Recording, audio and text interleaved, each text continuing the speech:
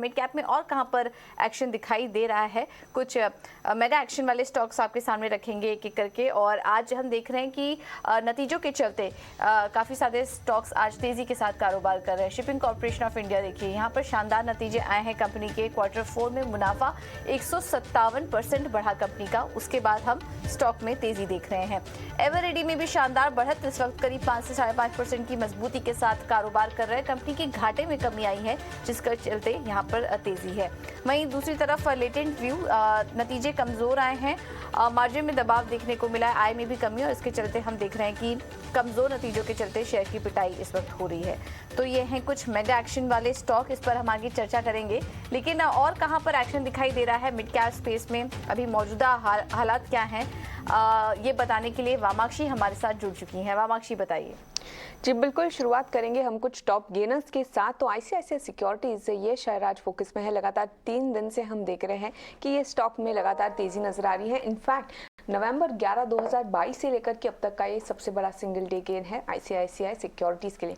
इसके अलावा वेदांत फैशंस भी हमारे रेडार पर है। हम देख रहे हैं कि 2 दिन से स्टॉक में काफी अच्छी तेजी नजर आ रही है। न्यू इंडिया एश्योरेंस कंपनी भी अगर आप देखें तो 3 दिन के बाद हम देख रहे हैं कि स्टॉक में वापस तेजी लौटती हुई नजर आ रही है। और गोदरेज इंडस्ट्रीज अगर हम बात करें तो इनफैक्ट मार्च 6, 2023 से लेकर के अब तक का ये सबसे बड़ा सिंगल डे गेन है ये काउंटर के लिए। खैर, ये तो हो गए टॉप गेनर्स। अब बात करते हैं हम कुछ टॉप लूजर्स की। तो आरती इंडस्ट्रीज हमने देखा कि अक्टूबर 20, 2021 से लेकर के अब तक का ये सबसे बड़ा सिंगल डे फॉल है ये काउंटर के लिए। अपोलो टायर्स में हमने देखा था 5 दिन से लगातार तेजी बनी हुई थी, मगर इसके बाद हम देख रहे हैं कि आज काफी भारी गिरावट नजर आ रही है। जनवरी 27, 2023 से लेकर के अब तक का ये सबसे बड़ा सिंगल डे फॉल है अपोलो टायर्स के लिए। पंजाब नेशनल बैंक के बारे में अगर हम बात करें तो यहाँ पर 4 दिन से हम देख रहे हैं कि स्टॉक में लगातार दबाव बना हुआ है। और इंडियन बैंक की अगर हम बात करें तो 3 दिन से हम देख रहे हैं कि लगातार स्टॉक में गिरावट नजर आ रही है। खैर, ये तो हो गया टॉप गेनर्स और टॉप लूजर। अब बात करते हैं हम कुछ स्पेसिफिक थीम्स की। तो जो सीमेंट स्टॉक्स है यहाँ पर हम देख रहे हैं काफी अच्छी खरीदारी नजर आ रही है। Sanghi industries, India cements, Birla corp, Sagar cements जैसे सारे शेयर्स आपकी स्क्रीन पर हैं। यहाँ पर हम देख रहे हैं काफी अच्छी तेजी के साथ ये सारे ही स्टॉक्स कारोबार कर रहे हैं। इसके अलावा केमिकल स्टॉक्स भी हमारे रेडार पर है। यहाँ पर हम देख रहे हैं काफी अच्छी खरीदारी चल रही है।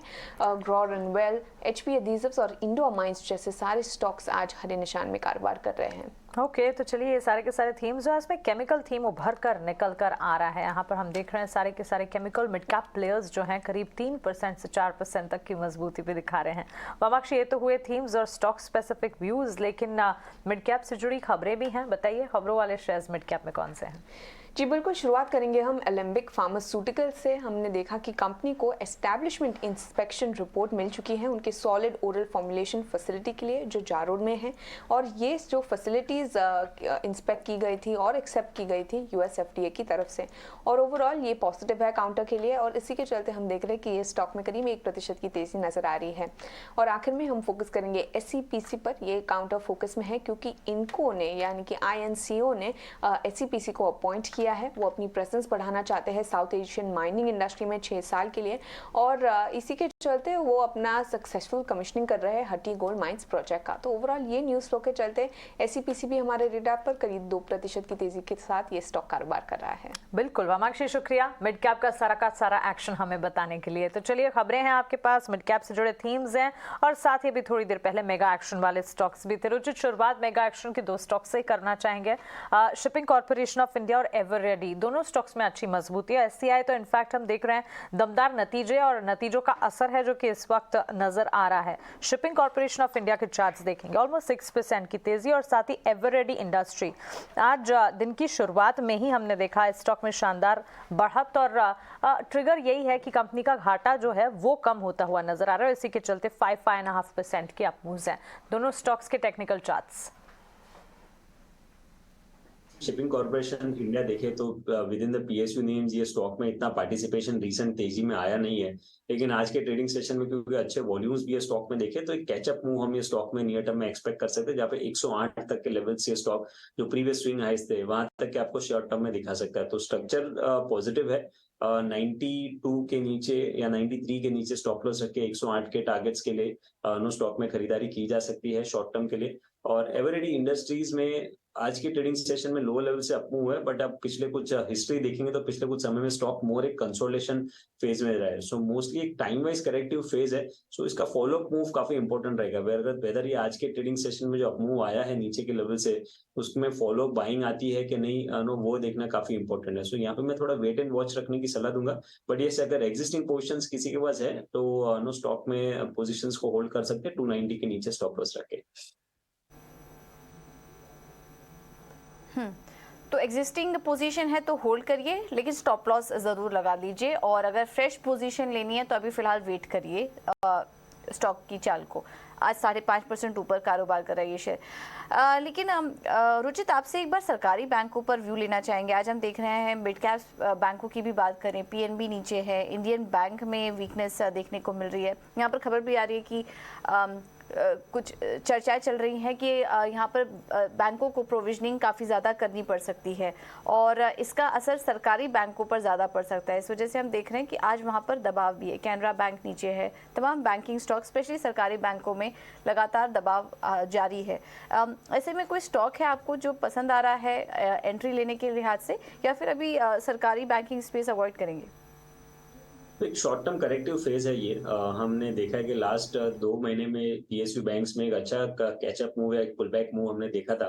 ओवरबॉट रीडिंग से इसके कारण ये करेक्शन आ रहा है। लेकिन नीचे अगर निफ्टी पीएसयू बैंक इंडेक्स को देखूं तो 3890 से लेके 3800 ये आइडियली एक अच्छा रेंज रहेगा। इनकेस कुछ डिप मिलता है तो वहां पे पीएसयू बैंक्स में फिर से खरीदारी करनी है। और with in the PSU banking space I think bank of Baroda ऐसा स्टॉक रहेगा जो पोजिशनली जिसके स्ट्रक्चर्स अच्छे हैं बैंक, और जो सपोर्ट है वो 170 के आसपास प्लेस है। तो मैं बाय ऑन डिप्स की रणनीति रखने की सलाह दूंगा पीएसयू बैंक्स में, करंट लेवल्स पे नहीं। लेकिन अगर डिक्लाइन में 170 के आसपास बैंक ऑफ बड़ौदा आता है तो वो लेवल्स के आसपास स्टॉक में खरीदारी कर सकते हैं, क्योंकि वहां पे फिर रिस्क रिवॉर्ड रेशियो स्टॉक में कॉन्ट्रा प्लेस के लिए अच्छे फेवरेबल बनेंगे।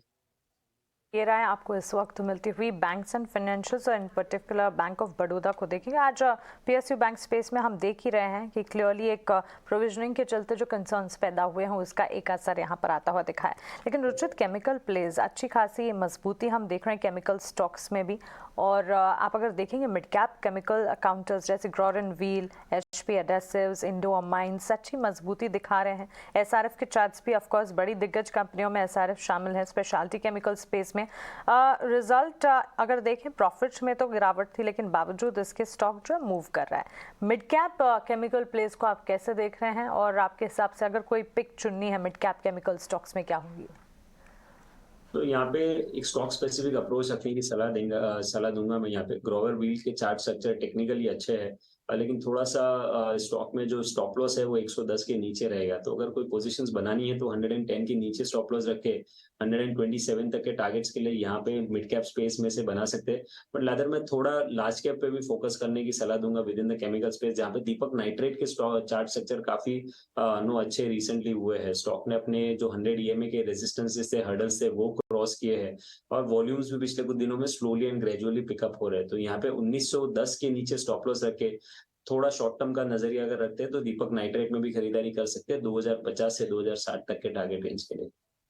यहाँ पर सिलेक्टिव होने की राय रुचित की तरफ से दीपक नाइट्रेट जैसे स्टॉक्स है जिस पर आपको नजर रखनी चाहिए। केमिकल स्टॉक्स में एक थीम बेस्ड कामकाज जरूर नजर आ रहा है। एक छोटे